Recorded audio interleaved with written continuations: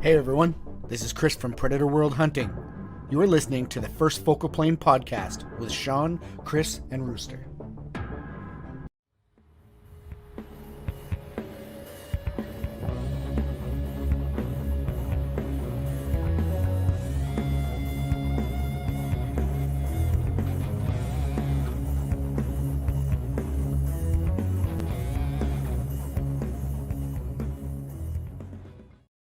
Hey, there we go. I was muted. Ha ha! That was cool. Thanks to Kris for the intro. Predator World Hunting. Good friend of the show. Anyway, How you guys doing? good. I'm officially the biggest beard on the show now. All right. How are you? I'm Oh, my okay. I'm frozen like Poor Kurt. He's on. Well, He's on hotel Wi-Fi today. The booming metropolis of Eston, Saskatchewan, and their Yes. great Wi-Fi infrastructure. We're kind of a shit show today, if you think about it. I mean, Kind of. Kurt's on hotel Wi-Fi, and I'm eating a goddamn chicken sandwich on air. And I'm just ripping darts. You're just ripping darts. Hey, you guys should just feel lucky that you have chicken sandwich and darts. Can't get chicken sandwiches in Eston. You can, but do you want to put that in your mouth? I don't know. I don't know how many Have the mouths chicken? it's been in before mine. Well, here's to you. Last bite of chicken sandwich. There you go. Well, ladies and gents, welcome to the First Focal Plane podcast, episode number 47, where tonight we have the same game plan for the show as the current federal government has when it comes to the gun control. We just wing it. Yeah. And the show's not going to make a goddamn lick of sense. No, we're mailing it in tonight. That's for sure. Anyway, as always, we are brought to you by EM Precision Rifles in Leduc, Alberta, Canada, Canada's premier precision builder of lightweight hunting rifles, starter packages, and ELR rigs. EM Precision has the right stuff to get you in the field, into the range, and into the winner's circle. Curtis Custom Actions. They are now the official, not now, they have been for a couple months, but they're the official action of the 2021 Precision Rifle Series, or PRS for all you plebes. But if you're listening to the show, you're probably not a plebe, so congrats. Say plebes again. Plebes. I know. Plebes. EM Precision Rifles is the sole exclusive distributor for Curtis Custom in Canada. If you are looking for any of their products, hit up Shane on Facebook, Instagram, and their website at emprifles.ca. Does that mean that it's my turn? No, it's not. It's not my turn. It's Kurt's turn. It's the Throttle Kurtmeister. back. I'm going to give it my best choppy internet wing it here. All right. Get into the Precision Specialty Coffee game with Bolt Action Coffee. Hand-loaded weekly to ensure quality of consistent flavor and freshness. Bolt Action Coffee is roasted and packaged Tuesdays and Wednesdays. Then all orders are shipped on Thursdays. This process ensures supply order volumes match customer order volume and prevents aging on the shelf, especially brewed with the precision shooting community in mind. Choose between Scopes Up, Overwatch, and Suppressed, and the newly released, not so newly released, it's been out for, 5-6 weeks now, Midnight Canoe Trip. They also have Yeti to-go mugs, regular mugs, stickers, flags, and shirts. At checkout, use code FIRSTFOCALPLANE, all caps, all one word, at checkout for 10% off your order.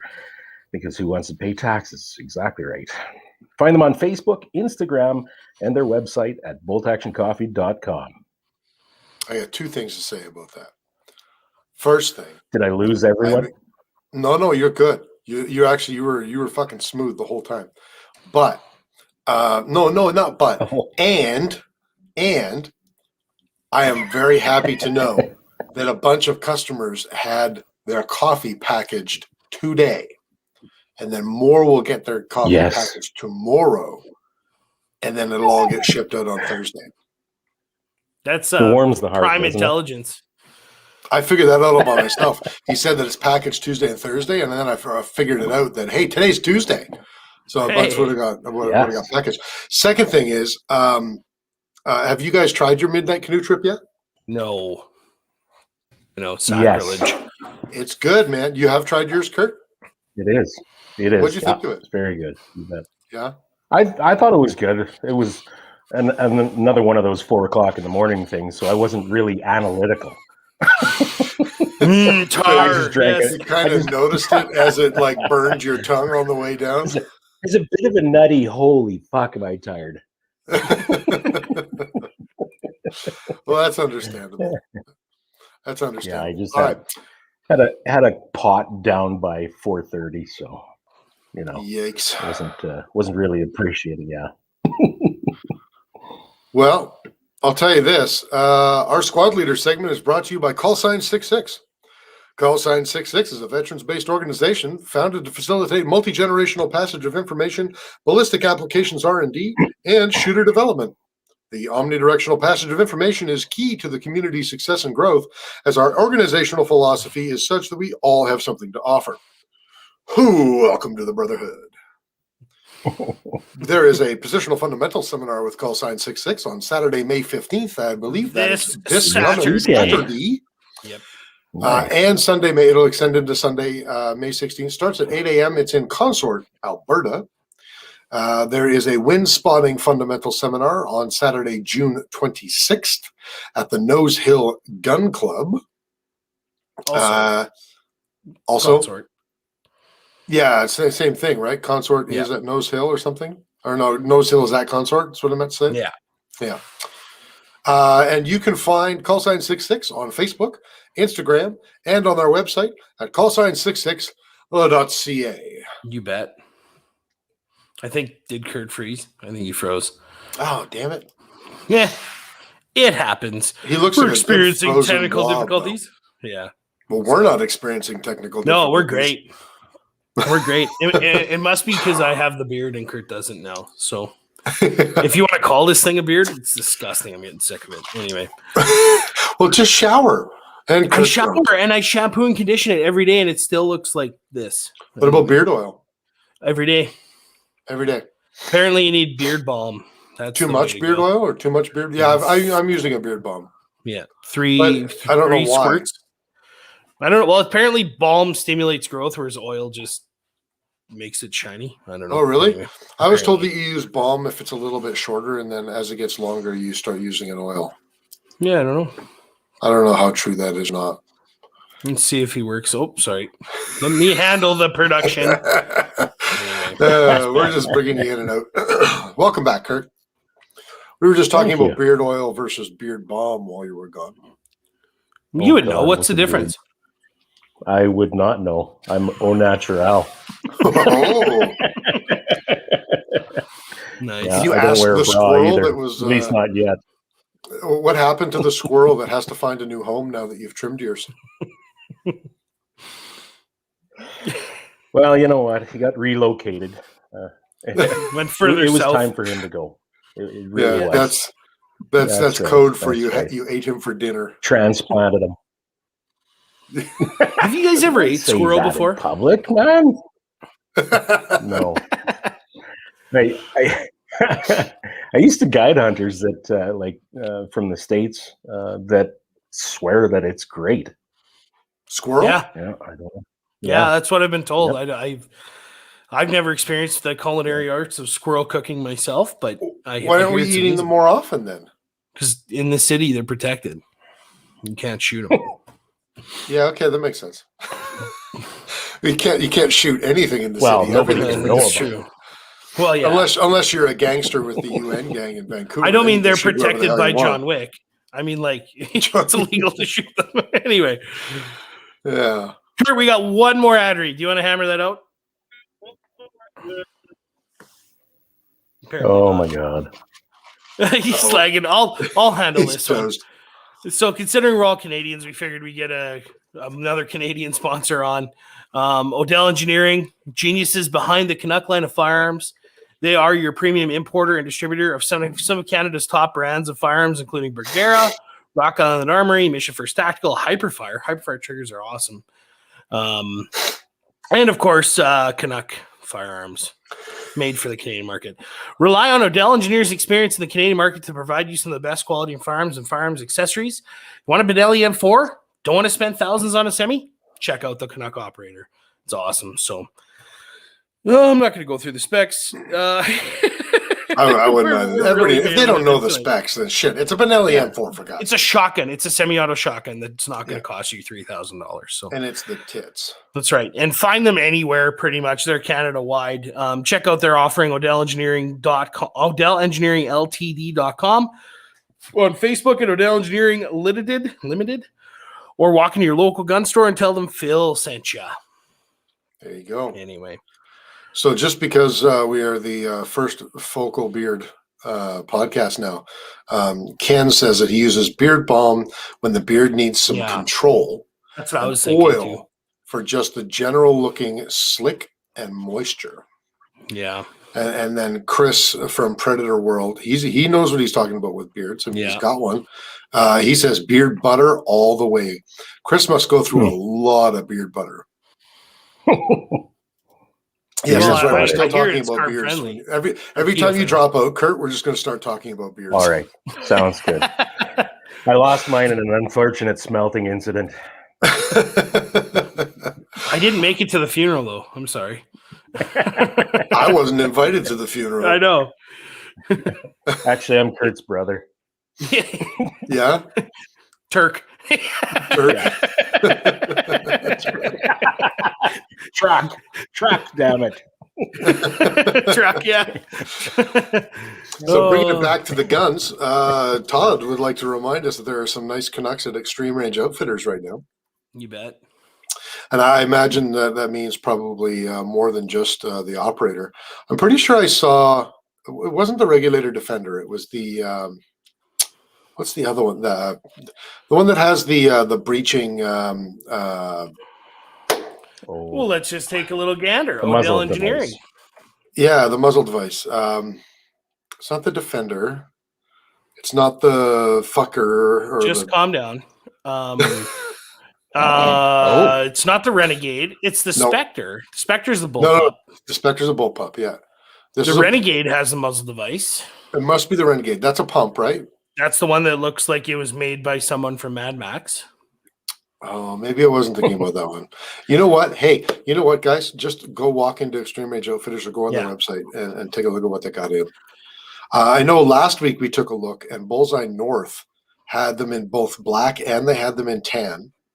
And they had like total stock. I think they had like 17 of them. I wonder how many they have left now.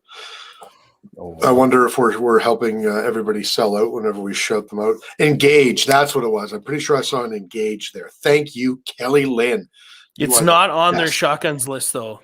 Is it? I don't see Renegade, Sentry, Operator, Enforcer, Commander. It's not on their listing anymore, so it might not be. It must have been oh, shit, man. I don't know what I saw. But I remember the one I was talking about. That was it definitely wasn't that. It was not the Renegade. But what I'm saying is they probably have more than just the Operator. That's what I'm trying to say. For sure. They got lots. Maybe it was the Commander I saw. Yeah, maybe. Oh, it's still pretty cool though. Like they got quite a range. If you're into trap, they got a pretty kick-ass trap, over/under trap combo in walnut, over/under in walnut, 3.5 camo. They got that kick-ass turkey gun that looks like it's not on here yet. That just came out a few weeks ago. Yeah, what did they call that again? I can't remember. It has a nice like home. There's the Engage. There's the Engage. No, it wasn't the Engage that I saw. The Engage is a semi. It must have been a Commander that I saw. Well, anyway. Yeah. Check them out. Odell Engineering. This is a pretty cool website. The point is, if you're looking for like Canadian distributed shotguns right now, it's got to be Canuck. Oh, for sure. Yeah. Like, I get they're not Canadian made, but they're made for the Canadian market and they're Canadian distributed. And they're not part of the bullshit OIC yet. And they're not part of the bullshit OIC. That's right. Mm-hmm. Speaking of which, I was going to say that's one of the few remaining firearms. Yeah, exactly. And speaking of Canucks and etc., I'm pretty much done with the FD12 review. I actually should have had it out this week. I had a few things jump on my plate that I didn't want to have jump on my plate that have delayed me.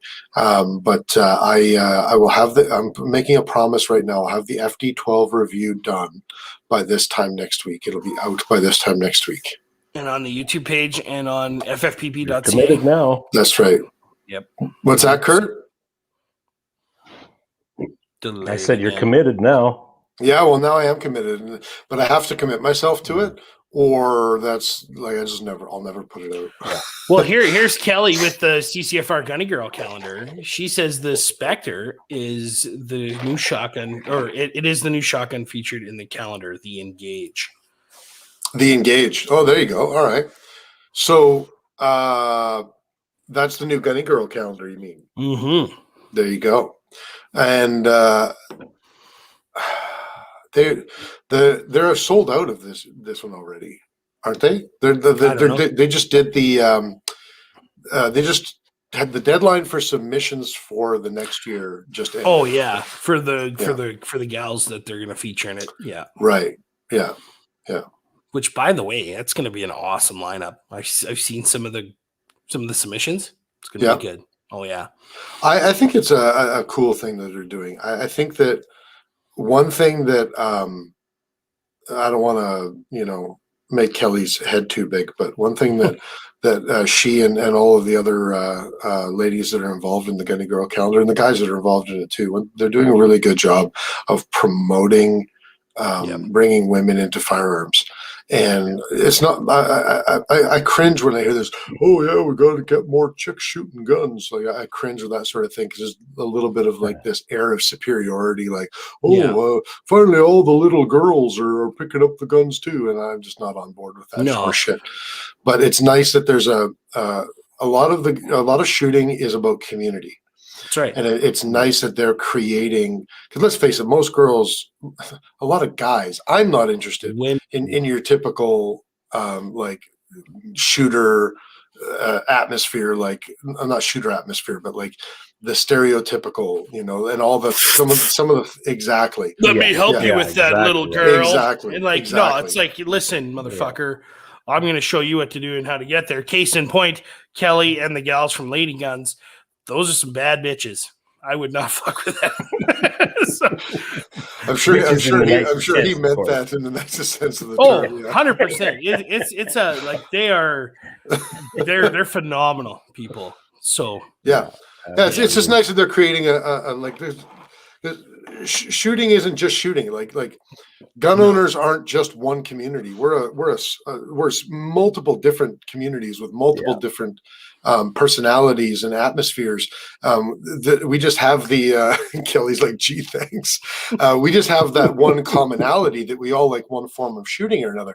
And even then, like there's so many different forms of shooting. Like you got your long range shooting, you got center fire and rave fire, you got handgun, you got shotgun, various types of shotgun, you have air rifle, semi-automatic, you got air rifle, you got, let's be honest guys, you got paintball, you got airsoft.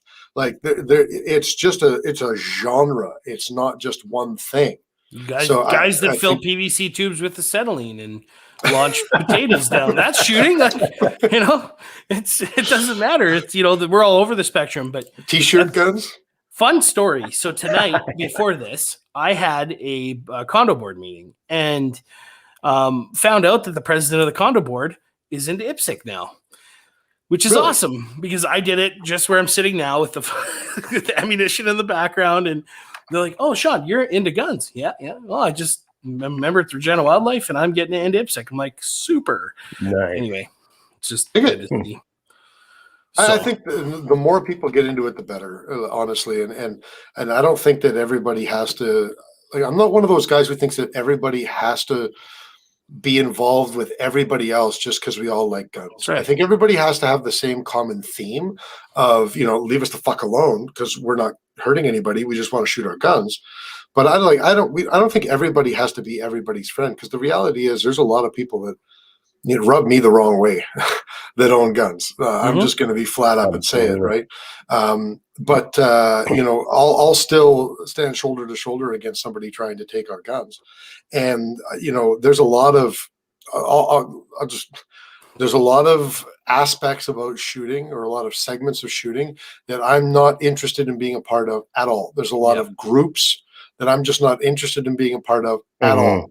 Yep. But you know what? If if somebody's coming for their guns, I don't give a shit if they're coming for mine.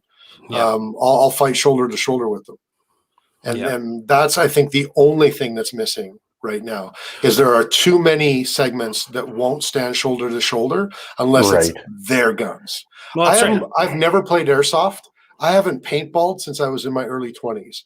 I'm 100% in on this fight with the airsofters and the paintballers are in on. Yeah, I have no interest whatsoever in buying an airsoft gun. None, not even a little bit. But it doesn't fucking matter whether they're coming from my airsoft gun until you walk into Cash Tactical and see Aaron's selection, and they have like MP7s and like saws that shoot airsoft, and then I'm like, those are effing cool. Yeah. And then I look at the price tag, and I'm like, I could buy a real gun for this. That's my problem. Even the cheapest airsoft gun, I can buy a Canuck shotgun for that price. That's right.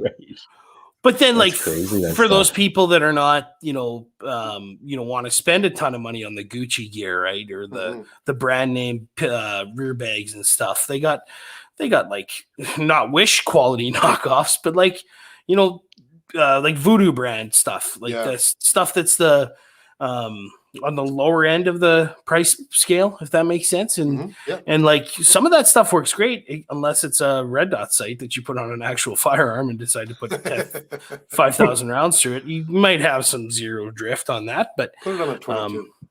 Well, yeah, like support your local store that does that stuff, because even if you don't like the guns, go out and buy a shirt, go out and buy a patch or a knife or whatever, you're still helping the fight. So and buy a CCFR Gunny Girl calendar, because for like $25, great Christmas gifts. Kelly will attest to that, which reminds me, Kelly, I haven't got a Christmas gift from you in a year. It's COVID. It's in the mail. Oh no, that was Wes. Wes used to send me the Gunny Girl calendar. Oh, there you go. There you go. Anyway. I know we try to stay away from this a little bit, but Chris is making an interesting point that I want to just touch on real quick. So he said, Chris W says, great name, by the way. I don't know what your last name is, and I don't care. Your first name is spot on. He says, just like there's no unity on the political right, and I think that's part of the thing. I'm not. You look at that spectrum of left right. I'm not on the right. I have no problems admitting it. Nothing wrong with that politically either. Right. I am more. I look at that other axis, the authoritarian and the libertarian axis, and I'm not libertarian either, but I'm sure as hell not authoritarian.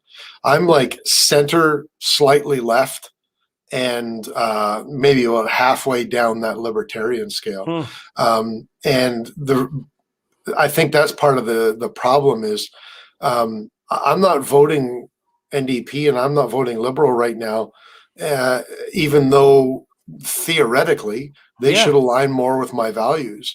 The reality is they're coming after me, and I'm not an ideologue. I don't belong to a political party. Yeah. So I'm voting for the party that has the greatest chance of getting me my stuff back. And I think that's a bit of a problem. I think we've got a lot of ideologues that are on. I mean, there's certainly a lot of ideologues on the left. No question about that. We have a lot of ideologues on the right too, who are just going to vote for a particular party line rather than the people who can actually help them out. And we're, forgive the pun, we're shooting ourselves in the foot when we do that.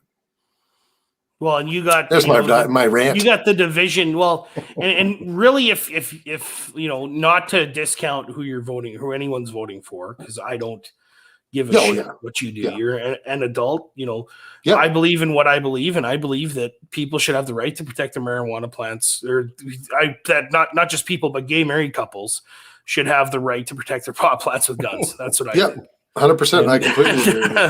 Like whatever you want to do, fine, go for it. Just don't impede on me. And the fact that we've seen with this May 1st OIC, which has been more than a year now, nothing has changed. In fact, it's gotten worse in terms of gang violence. We just saw a shooting in Vancouver at the airport in broad daylight. Like a real ball. Like that wasn't a shooting. That was an assassination. Yeah.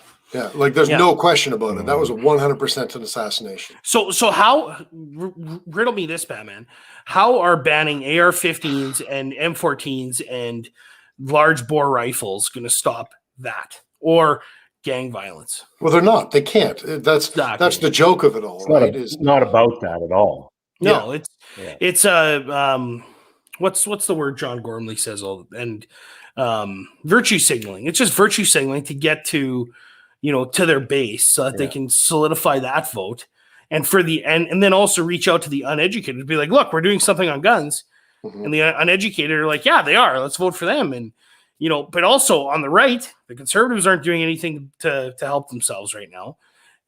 Even though we've had them on the show multiple times, they just announced the carbon tax. They're alienating farmers, and a lot of farmers own a lot of guns. That surprised me, to be honest with you. I was a little surprised and disappointed. I am upset at that. $20 per ton is going to, it's no different, right? Well, especially working in the industry, that's going to affect you for sure. But canola's trading for $25 a bushel. Who gives a shit? Yeah, that's not the point. The point is that carbon tax does nothing for the environment but line the pockets of a larger government. And this OIC is just a microcosm of a bigger problem. And look at the vaccinations. I just got stabbed today. And I should have got stabbed 3 months ago, but because of Trudeau fucking up there. Oh, when you're saying stabbed, you mean vaccinated? Yeah, not like shanked on 4th and Albert, Chris. It's like, what am I missing here?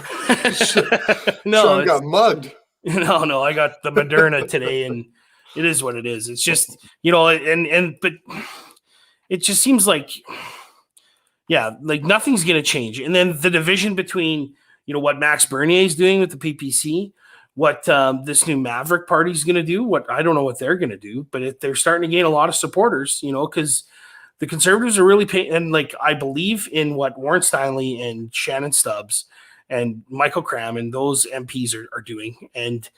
But they're painting themselves as blue liberals. That's really it. And it's tough, but right now I don't see another horse we can back. Do you think that they can, I get the strategy behind that. I don't think that it's necessarily being executed in the best way, but I do get the strategy behind that.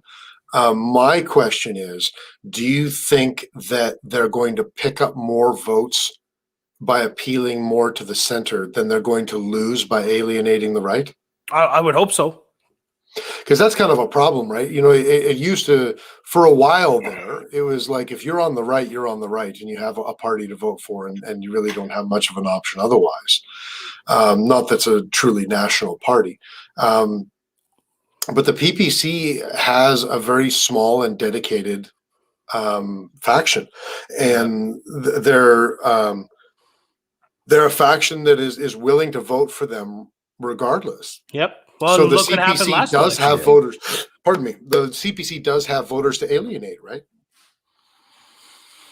Yeah, and when push comes to shove, we'll see. Because I fear if we lose another election to a majority government, God forbid, we can kiss those guns goodbye. It's done.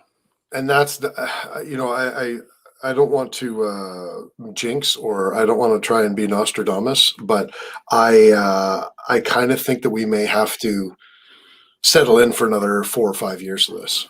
I think that an election is going to be called, if not by the end of this year, then early in 2022. And the way things are going right now, it depends on, frankly, it depends on what month an election is called. I don't see liberals ending up losing. No, I see them either having another minority, which I think is our best case scenario right now, or a majority, which is the worst case scenario. Unless a miracle happens and there's some scandal that for some reason the media skewers them about, which they won't because they're getting $640 million a year. How many more do we need? Yeah, exactly. Well, and that's a problem too. The reality is that in 2015, that's really what started the era of the celebrity politician for this go round. Right. Yeah. And you had Trump, the megalomaniac right wing in the United States, and you have Trudeau, the authoritarian left wing in Canada. And that guy in France, and that guy in Britain now, and what's her name in New Zealand? That person. Yeah. So I mean, when did Merkel get in there too? Well, she's been in for a while. Yeah, Merkel's been in for a long time. Yeah, and she's not so much a celebrity though. She's just she's just Teflon. Right, but she's over there in that herd. Yeah. Oh, sure. She's in that vein for sure. Yeah. But I think part of the problem is celebrity is hard to beat. There's a big enough segment of our population that it doesn't matter how good you are at governing. If you are personable and likable and to that populace and charismatic, you're going to get voted in. And I'm sorry, but Stephen Harper lost because he's had the charisma of a fence post. And not because he wasn't governing well. It was because he had the charisma of a fence post and he had been in for a while. I don't know. I've seen some pretty charismatic fence posts. We're talking about like an untreated, unpainted, weathered, full sun, 5 to 10 years fence post. So Bill Blair. Yeah, we're talking about a guy who wore his cowboy hat backwards, right? Like Trudeau dresses up like a goofball, but at least he. Who are we kidding? We couldn't catch that guy in a field, laying fence, hanging fences. And Spudman has an interesting comment here. He says, "I like Pierre Poilievre. He's well spoken, but he doesn't want to lead the Cons party." And I think that Pierre Poilievre has no chance of getting elected as a prime minister. I think he is. He's charismatic, but he's charismatic in a very polarizing way. Yeah. He's charismatic the way that what's his name? All I can think of is Jordan Peterson, but I'm not actually thinking of Jordan Peterson. Ben Shapiro. He's charismatic in the way that Ben Shapiro is charismatic. He appeals very strongly to a certain segment of the population and absolutely turns off the other segment of the population. And that's the problem is Trudeau absolutely turns off, unfortunately, a small segment of our population. There's a large segment of the population that's like, yeah, he's okay. And an even larger segment of the population right now that's like, oh, he's so dreamy. Mm-hmm. And so then, Chris, who's the answer? Who would be the best candidate to go to war with Trudeau? I don't know. I'm not plugged into the Conservative Party enough to know who is back there. Like they've got a lot of great personalities. I think that Michelle Rempel is a great personality, but I think that she's polarizing in the same way that Pierre Poilievre is polarizing. I had hopes. I didn't vote for Aaron O'Toole in the race. I voted for somebody else. But when he became the leader, I had hopes, and he came out of the gate really well. I think he's getting some bad advice. I think he's trying to play the populist game against Trudeau, and you're just not going to win that. No. We're talking about a trust fund kid who spent his entire life hanging around people who are more than a decade younger than him and fitting in with their crowd. Who has an army of handlers that are well trained, that know what they have and exploit what they have. Exactly. Aaron O'Toole needs to play to his strengths. Like he's kind of he's a more charismatic person, and that's great. That's fine. But he needs to play to his. First of all, he needs to drop this I'm the real family man routine. Because anybody who watched Justin Trudeau get his vaccine and his wife and like the way that they're all like PDA in front of each other for their photo ops, he's not winning that contest. No, he's not going to convince the Canadian public that he's a better family man than Justin Trudeau. It's just. I just wish that Idris Elba's Sophie Trudeau story would have gotten bigger. I didn't know anything about Idris. Did he sleep with Sophie Trudeau? Oh, well, I'm not in the market for rumors, but so there's a large rumor because Sophie contracted COVID last year, right? Okay, after spending time alone with Idris Elba in France. And that's when the theory is that Trudeau and Sophie have been on a lot of rocky terms lately. Okay. They're just staying together for not just the kids, but for the optics of it, right? Sure. Okay. And the theory is that she had an affair with Idris Elba, and I mean, good for her. Do you blame her? Like the guy is a monster, and like, yeah, and like Idris Elba. You're a fighter. Have you seen him fight kickboxing? He had that pro fight. I was just going to say, not bad. He is not bad.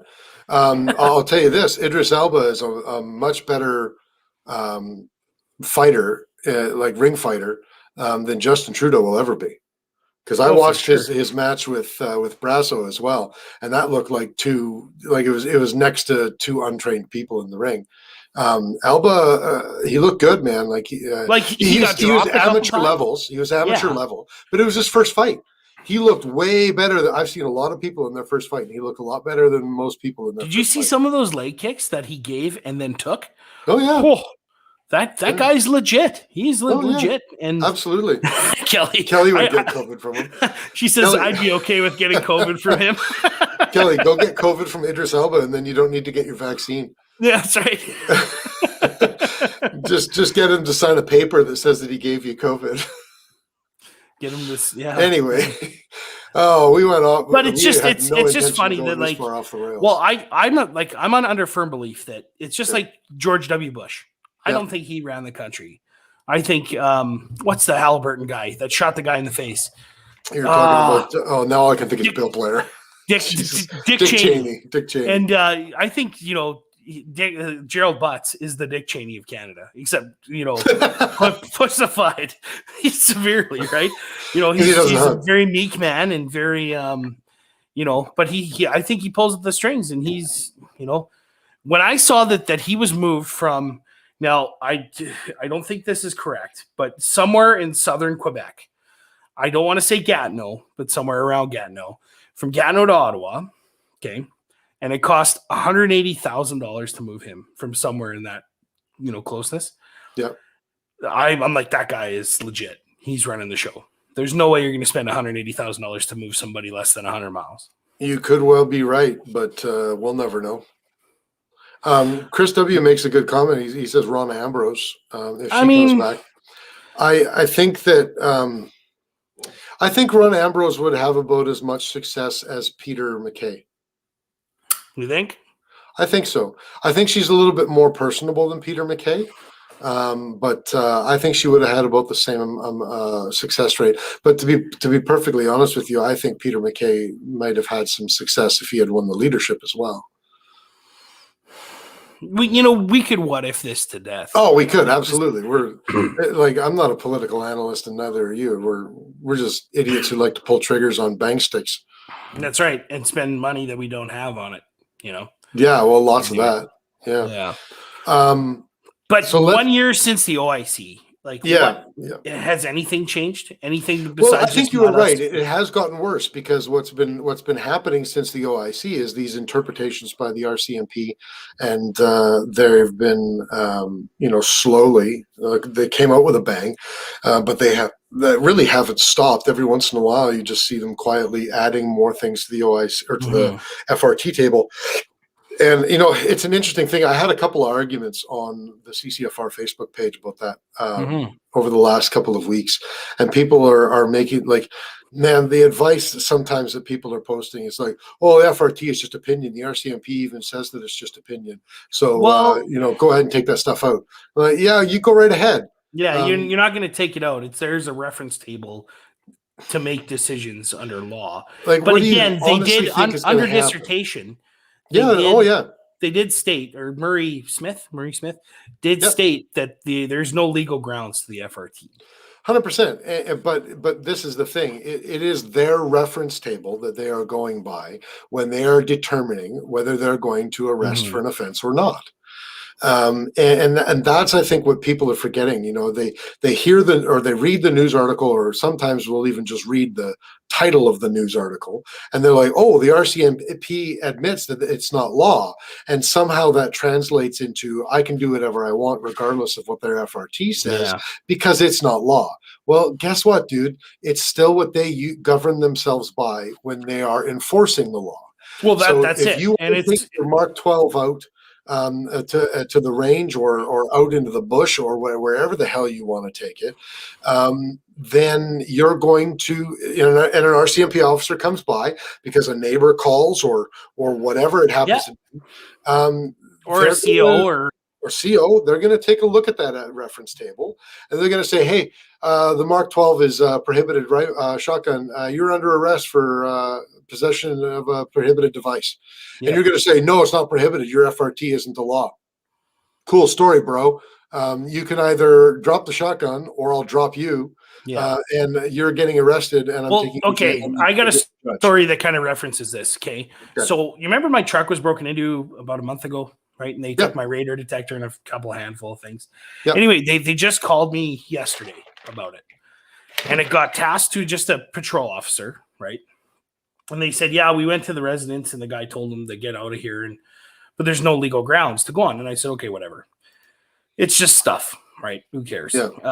Next time I'll do better and lock my truck. Normally it is locked, but anyway. So then I did ask, well, since I got you on the phone, I'm going to pose a what if scenario to you in regards to firearms law, and I want you to make a judgment. So let's say I had a takedown Ruger PC9 carbine, okay, trigger locked without a case in my truck all the time. Does that constitute safe storage? Does it? Are we talking letter of the law, or are we talking? Well, let's say, I get pulled over and do you have any firearms on you, and I stupidly admit, yes, I do. Okay. It's trigger locked. Yep. Underneath my seat, out of sight. Your seat, out of sight. You have no magazine in it. Nope. It's unloaded in a takedown. Well, so then it should be not stored, but being transported in your fire or in your truck.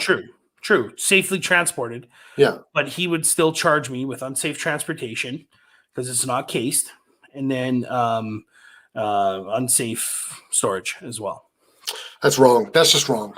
I know. But I educated and that's the him. thing. Yeah. And that's part of I think that's part of the issue is that by design, it's written so poorly that you have to be a gunny reading up on this stuff and really aware of it to know what's going on. And the reality is that a police officer has to know a hell of a lot more than just the Firearms Act. Yeah. Yeah. Kurt can't make it, guys. Yeah. Well, Kurt was telling us that he's having a lot of difficulty. He's having difficulty even hearing us with his crappy internet. So he's just logged off. We just have him on safe space mode where there's the 7-second delay for the live stream. So yeah, that's all. Well, and Chris makes a point, and I think most of us know this. Chris W. He says it doesn't have to be cased; it has to be covered by. Well, really, it doesn't have to be covered by a blanket. It just has to be out of sight. But you do have to remove it at night because it's not safely stored. Right. You can't just leave it in there all the time. But that's the thing. There's the letter of the law, and then does the police officer know the letter of the law? And even if he doesn't, he openly admitted that he would still charge me, and I would have to go through the process, right? So, and that's the thing, and it's designed. We just have poor legislation. We are victims of poor legislation, and the legislation is poor by design. I think we have a real problem, and I think that it's maybe been something that's been this way for a long time. I'm not going to it didn't just happen with this government. It's happened this way with this government, specifically like a real hard on against gun owners. But governments I wouldn't for even a long say a time hard on have been governed. We're just the scapegoats, I think. Well, sure, but I'm just saying, like, they have a hard on to make us scapegoats, because it works so well for them, right? But we're making legislation for re-election. We're not making legislation because it's good for our country or effective. And I think that I'll be perfectly honest with you. And here, this is the thing. Here's a guy who, by his own admission, is not right wing. I think that patriotism in the country of Canada is dismal. And I think that a lack of patriotism creates an environment where politicians govern for themselves. Well, how does the saying go? Soft times create conflict. Conflict creates hard men. Or hard men create peacetime. Peacetime creates soft men, and then it's just a cycle. Yeah, it depends on how you're saying it. Some people have like 6 different phases and 3 phases, but yeah, that's the gist of it, right? Hard times Men, create not strong good men. times. Strong men create good times. Good times create weak men, and weak men create hard times. Yeah. So are we in the latter part of that cycle? I think we are. Now I don't know whether we actually are, or whether I'm just getting close. I'm hitting middle age. I am middle age now, and I'm just turning into a fucking curmudgeon. I don't know what the I don't know what the truth is, because I try to think back to when I was a kid. And I try to think back even further than that. Like my older cousins and stuff like that were born, or even my well, not my parents, because they were a little bit the generation before, but the parental generation just after my parents, where they kind of like grew up in the '60s. There was a lot of this shit in the '60s when the Vietnam War was going on. There was that whole flower power, and there was that outbreak of an outbreak, but I mean there were protests. Get the disease. Yeah, but you had all the protests. You had they had their own version of Antifa.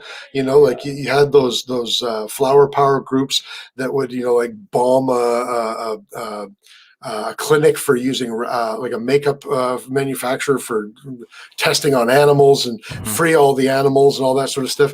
You had the '60s version of the BLM movement in the Black Panthers and Malcolm X.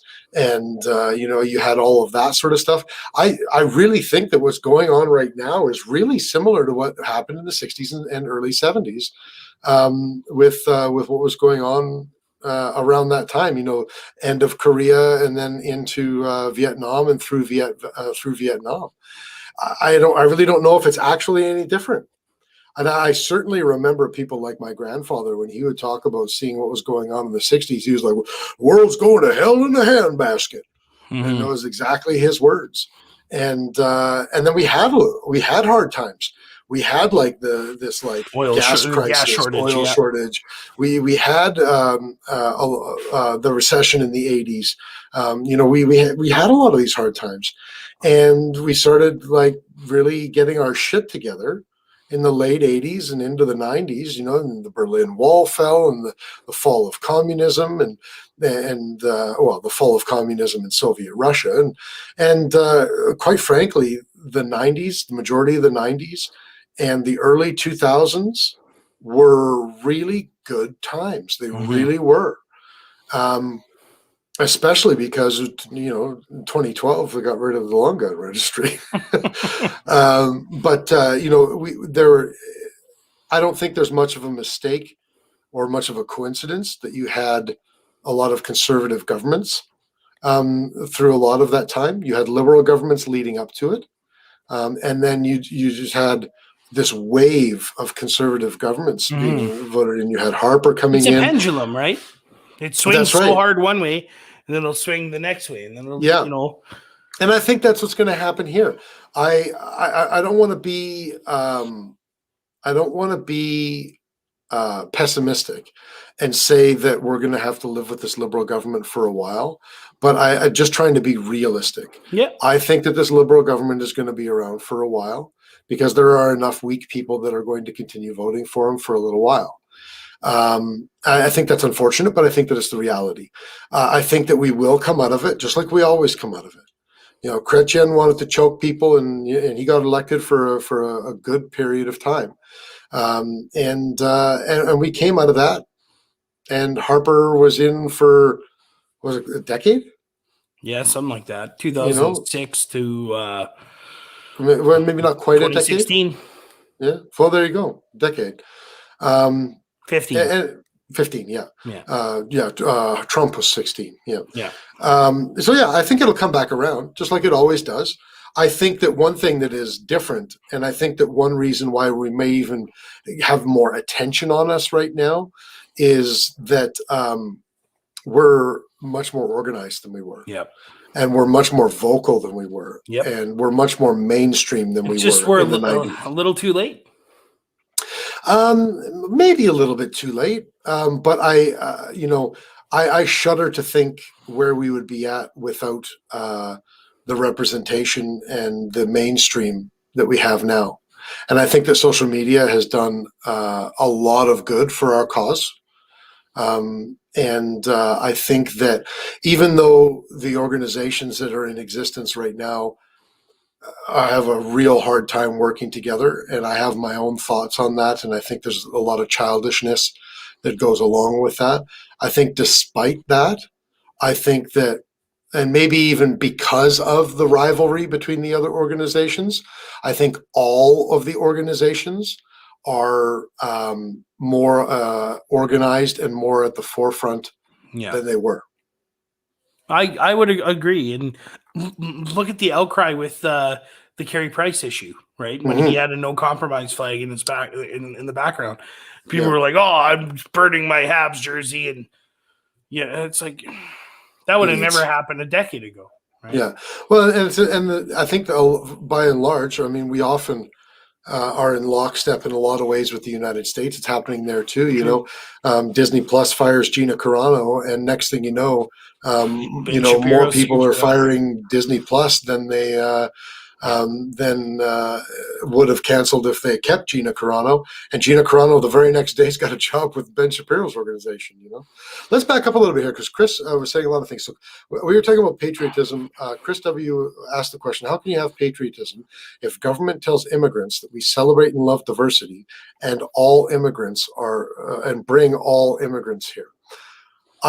That's an interesting question. I think what he's asking is how do you have a sense of patriotism if you embrace multiculturalism over your own country or your own culture? And the professor, Dr. Godsod, out of Concordia University, has a lot of discussions, including with Joe Rogan, on this. And it doesn't breed patriotism. It breeds multiculturalism, which in turn enables stronger individuals who come in to impose their beliefs on their society that they're coming from, or that they're coming to, rather than leaving what the bad parts behind. But then they want to come here and have Sharia law, or assimilation has become female a mutilation. Four-letter word. Yeah. And I think for successful immigration, and man, we're really getting in the weeds, but I think for successful immigration, assimilation has to be a part of it. Because if there is no assimilation with immigration, then, and that doesn't mean that you can't bring parts of other cultures here. I mean, the Irish did that quite a lot. In the prairies, the Germans and the Ukrainians did that extensively.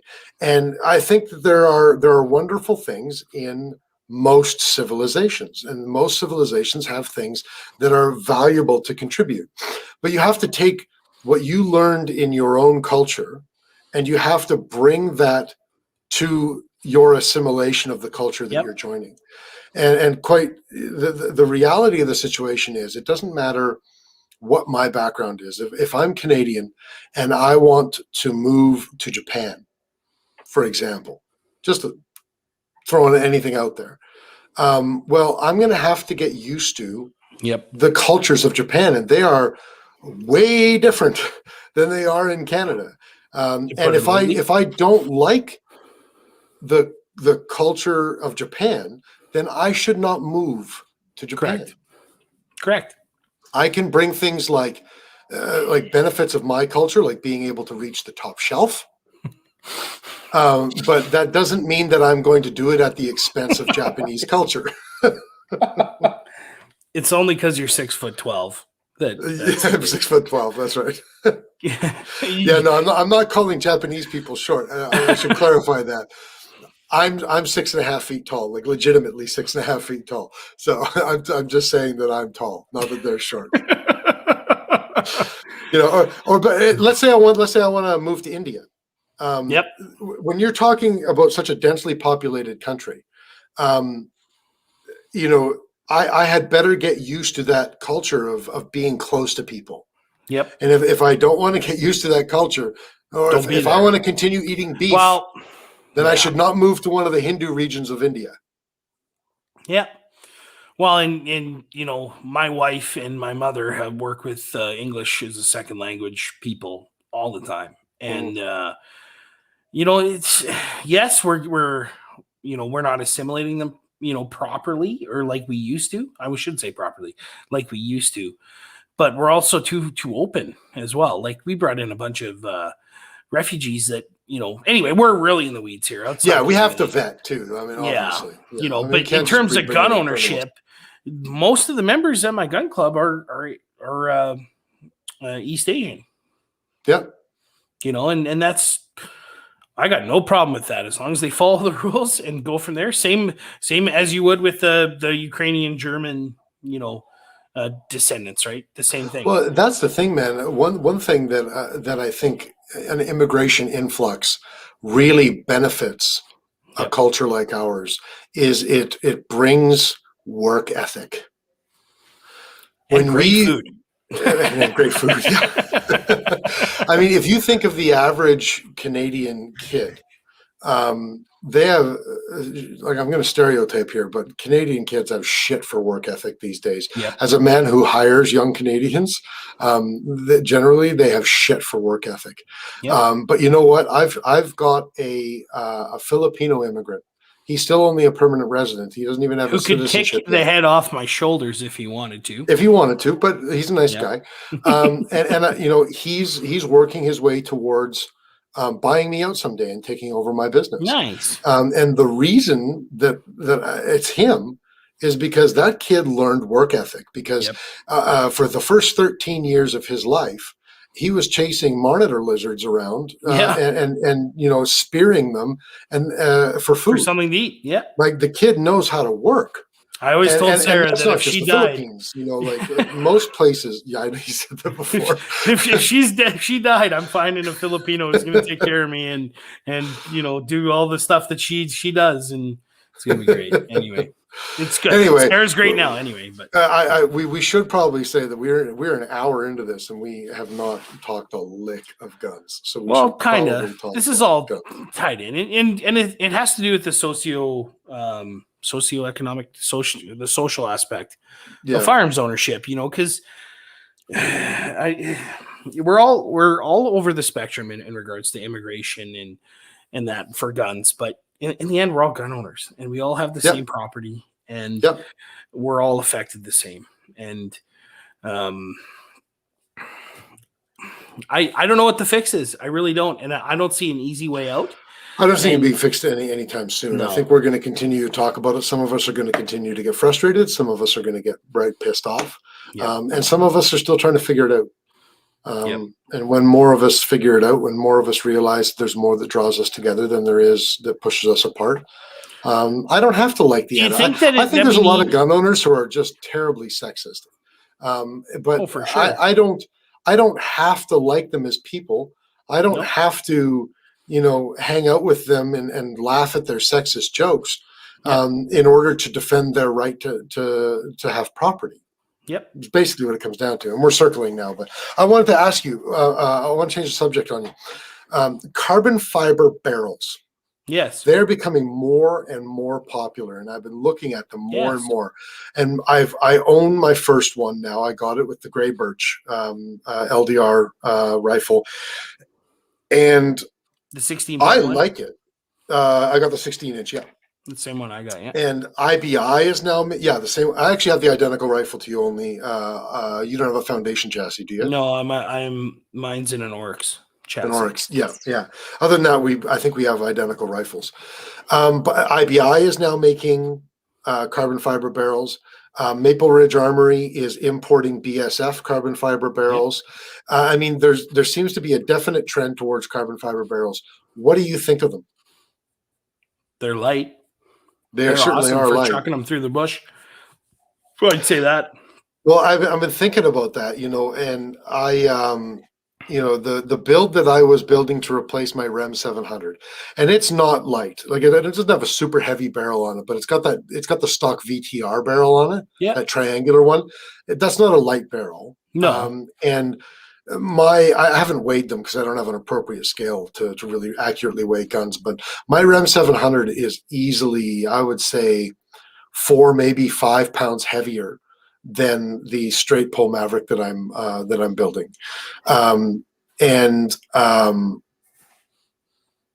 A lot of that is because of the barrel, and that And a carbon lot fiber of it wrap is, is you're going to right. take a lot of the meat out of it. But right now it has the Faxon barrel on it, and the Faxon barrel is lighter than most, but it's still almost 3 pounds. You look, for example, at the Maple Ridge Armory, Dennis Lair carbon fiber rabbit hole. You look at the Maple Ridge Armory, the BSF barrels that they're importing. They're same size as my Faxon barrel, 18.6-inch barrel. As long as the accuracy holds true between the two of them, that barrel is what? It's like 1.6 or 1.7 pounds. Like it's super light. Well, it's a less dense material, right? But arguably as strong. So, but what I wouldn't do is I wouldn't get an AR-15 carbon fiber barrel if I could shoot, 1,000 rounds in a day on it. I don't know. We had a question here. Where did I see that? Anthony, how would the carbon dissipate heat? Would that cause accuracy issues? I mean, yeah, that's a good question, right? It depends on how it affects, the harmonics, right? And depending for long term, but like I said, I wouldn't put a carbon fiber on a gun that I'm going to put 1,000 rounds through in a day. So, right, yeah. And plus, they look cool. They look badass. Like they Kurt do says, look cool. Weight and status are the biggest features for some. They say cooling benefits and stiffness, but in reality, I don't think they're any better than a non-good carbon fiber barrel. And that's what Steve from EM Precision, who's watching. Hey, Steve. So I was trying to look up weights here. What did Steve say? He says we sell lots of carbons, and all of them shoot just as well as an all steel barrel. Well, so it just depends on what you're looking to get out of it, right? Yeah.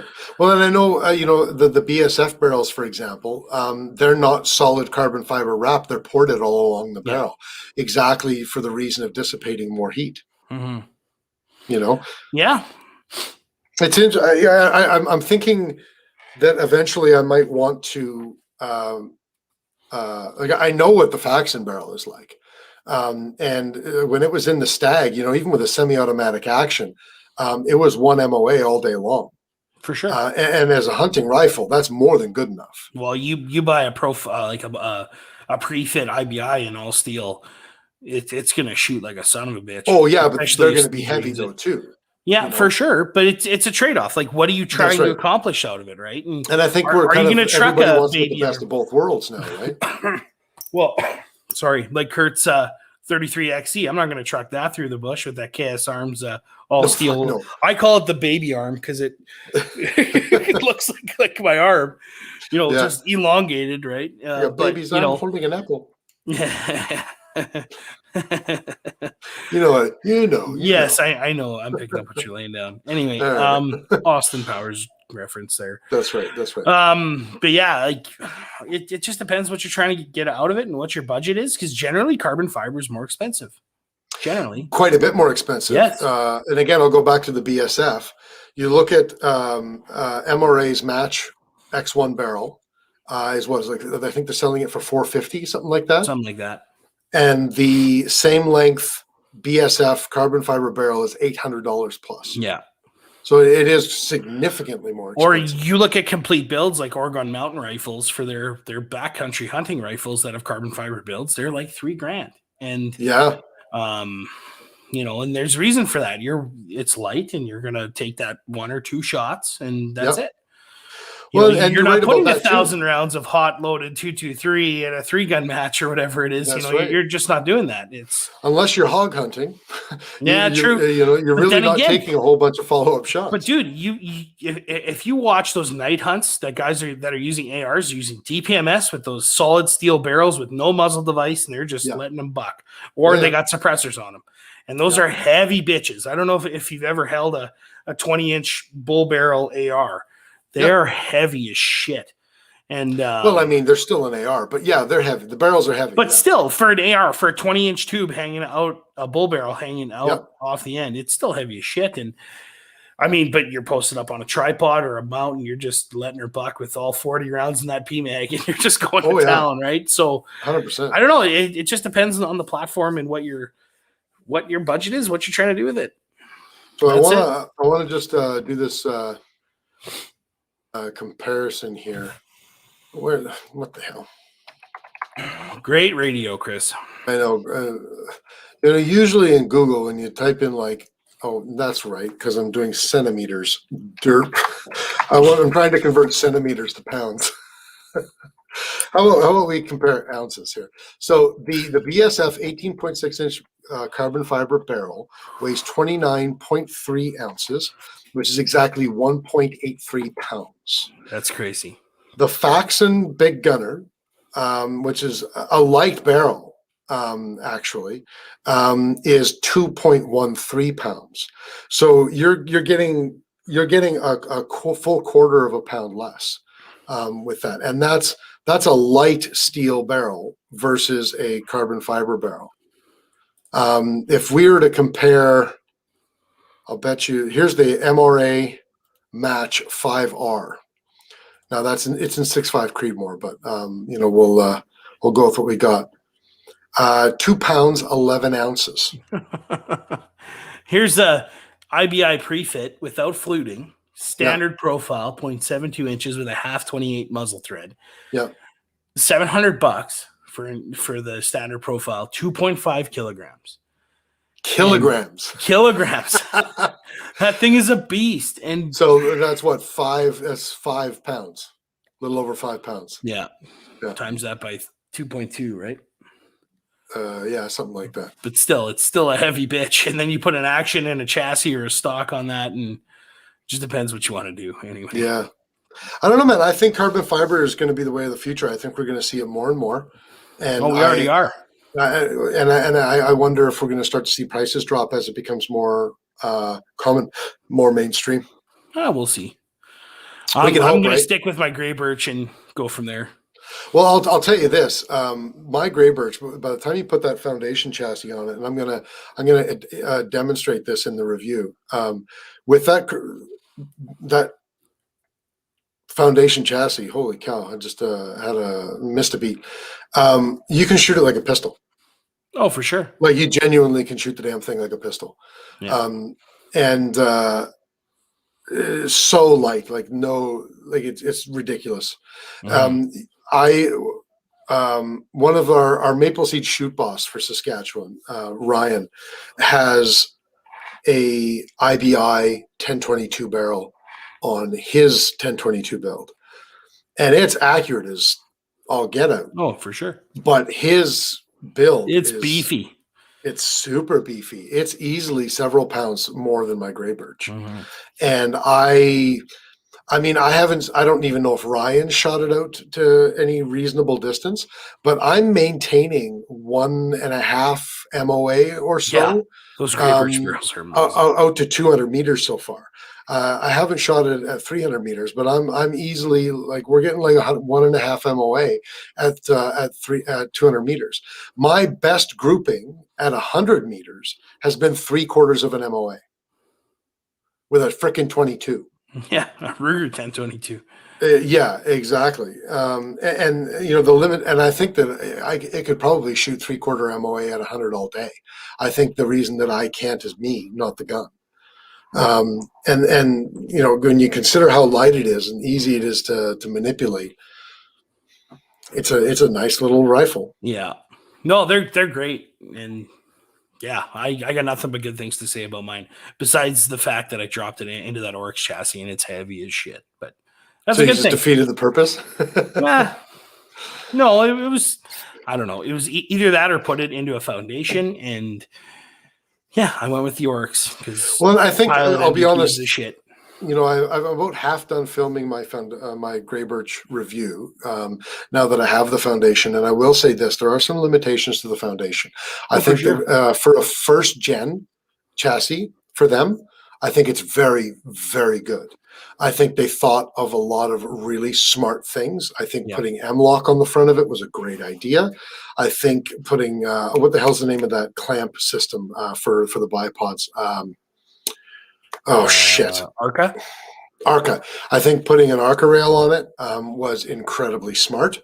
They have a single ambidextrous QD cup in the stock, and I think that that's smart. You can see the Arca cut there. There's the 2 M-lock slots, one on either side. There's 2 M-lock slots on the bottom as well. I also like that that's modular. If they decide to come up with something different, you can it's just a screw you unscrew from the main chassis and you can take it right off. So I think that was genius. It has the 1 QD cup mount. I'd like to see another QD mount, and is the QD mount there? Back. It's right there. Yeah. It's about halfway, well, not quite halfway down the stock. I'd like to see it a little bit further back for like a single point. That's just fine. But then again, with it being that skeletonized, you run into issues of how are you going to get a QD cup in there to begin with. Well, it would be primo if you could just put a little threaded knobby deal with a QD in there, threaded into those 2 bolts. But then, see, my length of pull, I've had to pull that all the way out. I don't see either of those 2 Get bolts. longer bolt. But then it runs into the front of the stock there. You'd almost have to put like a little window thing in the corner. And mill another cup into there. Tough. But that's tough, and it's probably going to add significantly to their costs, right?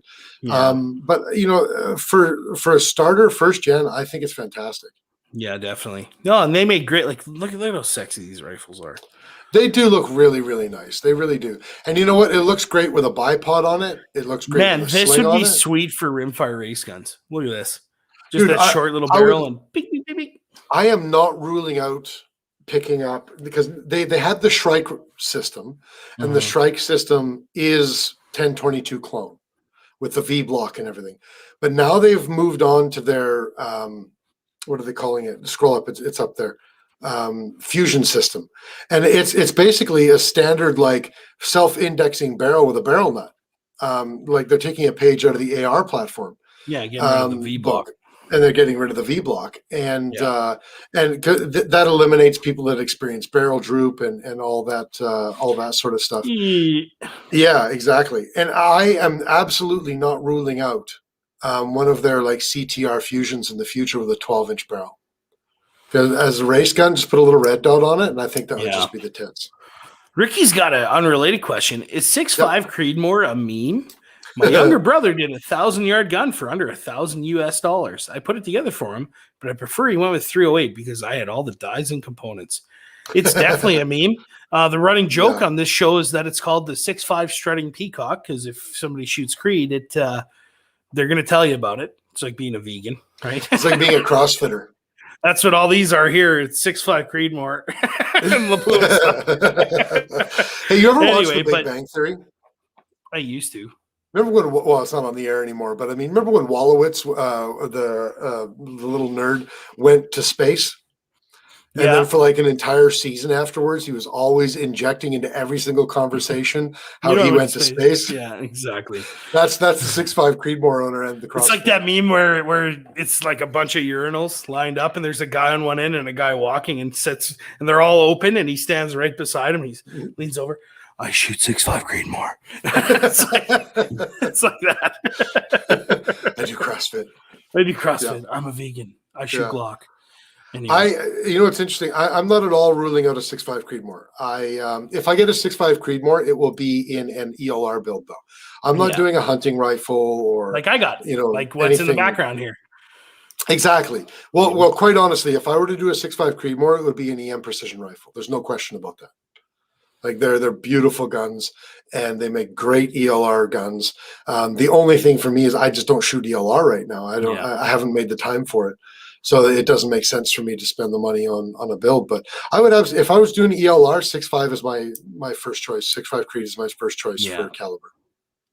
Yeah, but pretty much everything else, I still like 308.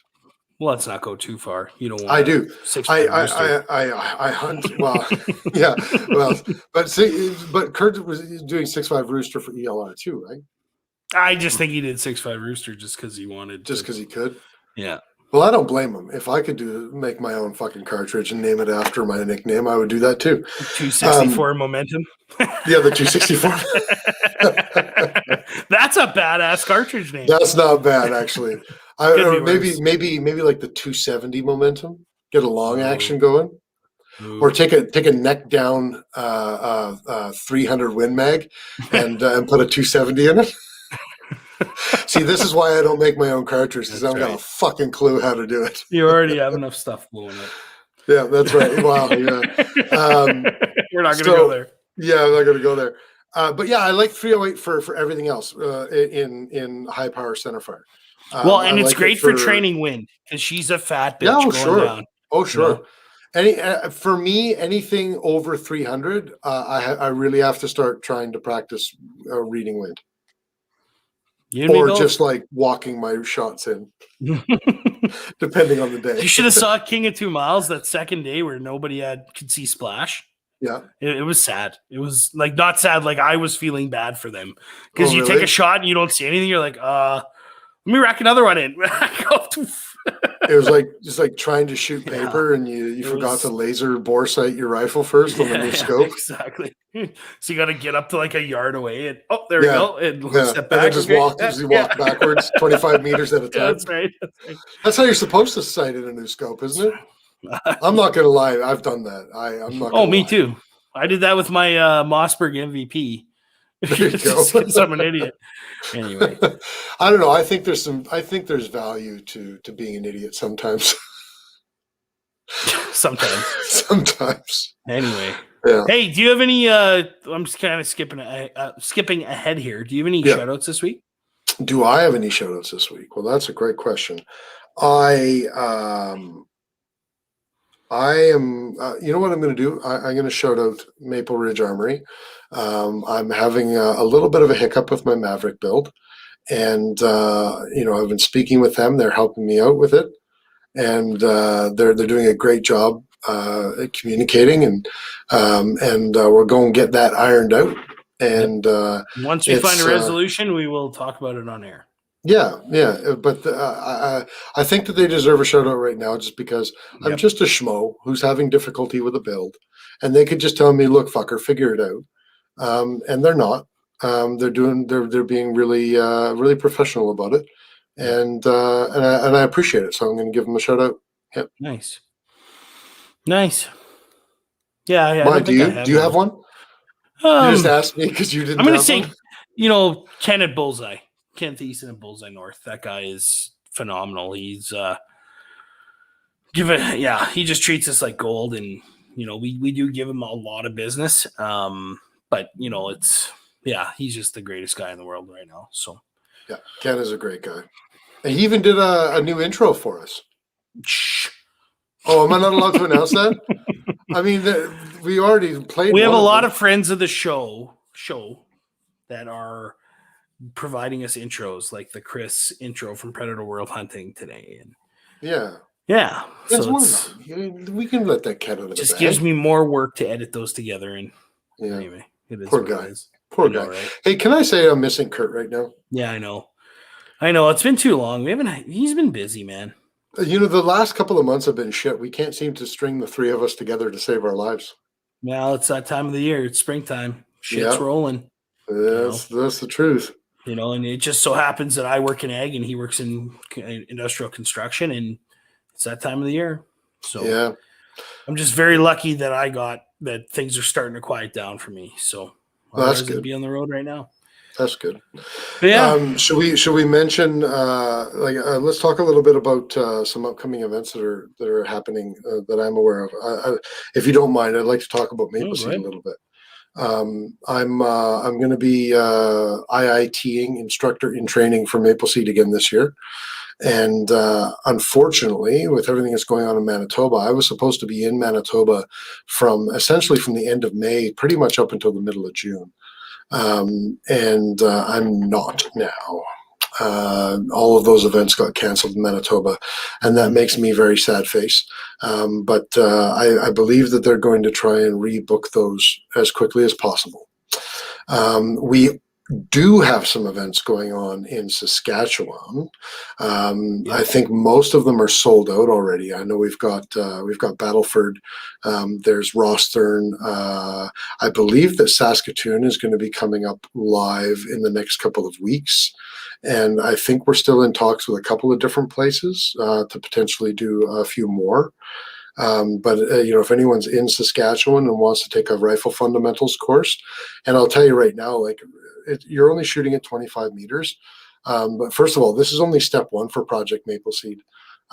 They've been talking about this basically stage 2 called known distance for quite a long time. And I think when we had Rick on, Rick was saying that we had Rick on, was it late last year? No, yeah. Or was it early this year? I don't know. It was one of the two.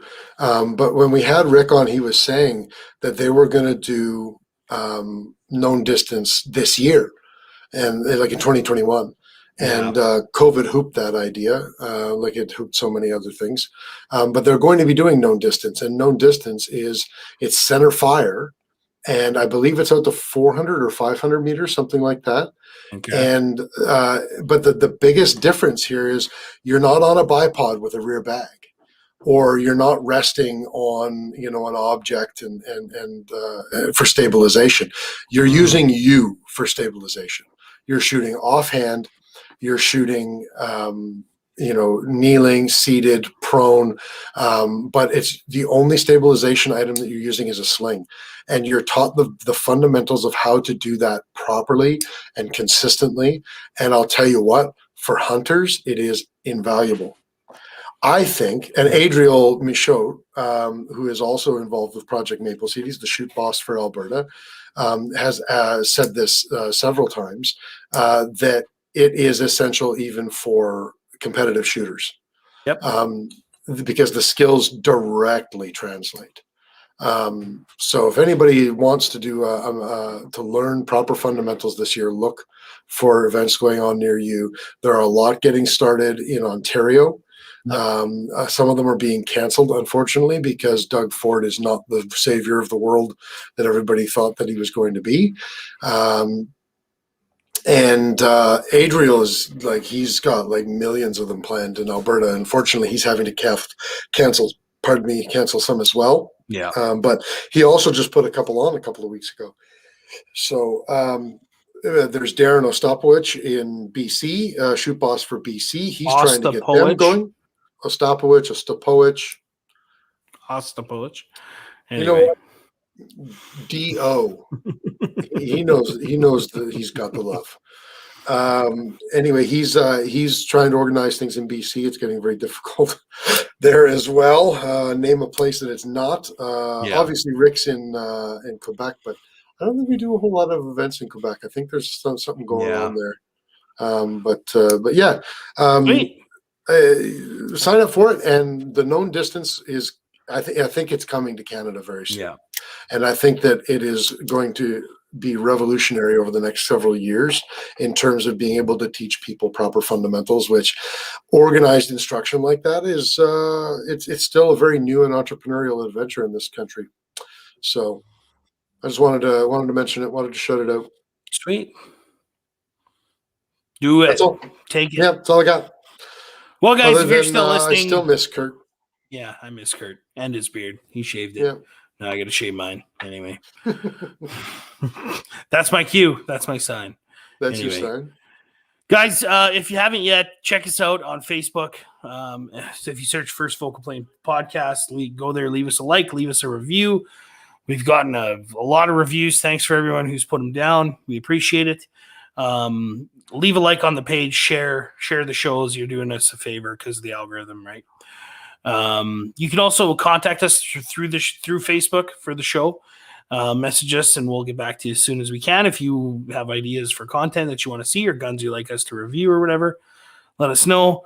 We also have a website, ffpp.ca, which Kris is going to be putting some reviews on there hopefully soon. Well, I'm committed to at least one by this time next week. That's right. So, and Duncan and the boys at Boomstick Media built that for us, and they did a hell of a job. It's awesome. Check us out. We got another ad read for Kurt's friend here. For all the power engineers out there thinking of working on their next Steam ticket, Steam Smart is here to help. And if you guys are curious, let's just go like this. Let's go SteamSmart.ca. Steam Smart is here to help. Their short courses are available live and online with a first-class instructor willing to answer any questions you might have. If school was several years ago and you feel behind in math and don't know where to start, like me, don't worry, the courses are designed around this. So if you are looking to if you're just starting your study program or want to polish your skills or talking skills, I'm sure they can teach you that too. Steam Smart is a great way to do it. Find them out on steamsmart.ca. Tell them we sent you. They might give you a deal. They might not. We'll see. Yeah, and big shout out to John Johnston for the kick-ass music. And if you would like a sweet guitar, if you're thinking guns aren't for you and you want to start learning how to pick a steel guitar or a guns and Fender Telecaster, yeah, that's right, guns and guitars. And what's that song by Johnny Knoxville's uncle? If guitars were guns. I don't know. Guitars were guns, Lord, I'd be Jesse James. Anyway, that's what it is. It's a great song. Check it out. If you want a sweet guitar, check him out, JohnstonCustomGuitars.com. And if you get one, tell him we sent you. He'll give you 10% off.